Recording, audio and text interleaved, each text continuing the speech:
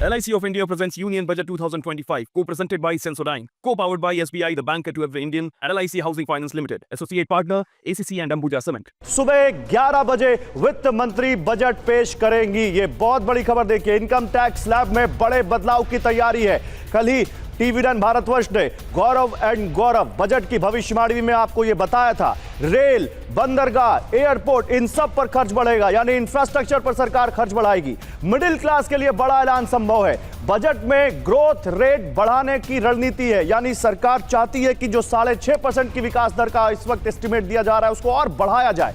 और टीवी9 के सूत्रों के हवाले से जो खबर है उसके मुताबिक इनकम टैक्स स्लैब में बदलाव हो सकता है।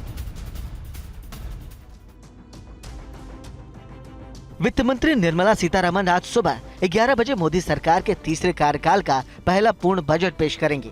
इस बजट में गरीब और मिडिल क्लास को बड़ी राहत की उम्मीद है। क्या होगा बजट में? बात इनकम टैक्स में बदलाव की करें तो स्टैंडर्ड डिडक्शन 75,000 से बढ़कर 1 लाख रुपए की उम्मीद है। इनकम टैक्स स्लैब में बदलाव की संभावना 20 और 30% वाले स्लैब में बदलाव की गुंजाइश। कॉर्पोरेट टैक्स में सीधे तौर पर राहत की संभावना कम है। अगर बात टेक्सटाइल्स, ऑटोमोटिव और टेलीकॉम सेक्टर की करें तो IT और टॉयज मैन्युफैक्चर को राहत संभव है।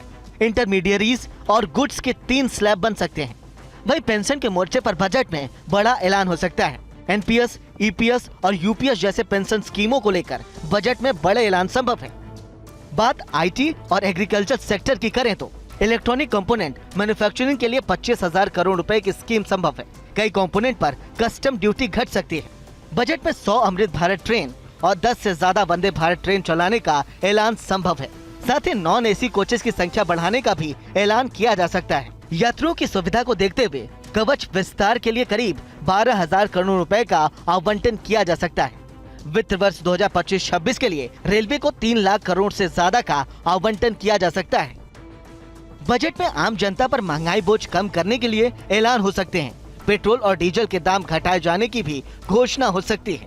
इस बार के बजट में PM किसान सम्मान निधि की रकम भी बढ़ाने का ऐलान किए जाने का अनुमान है।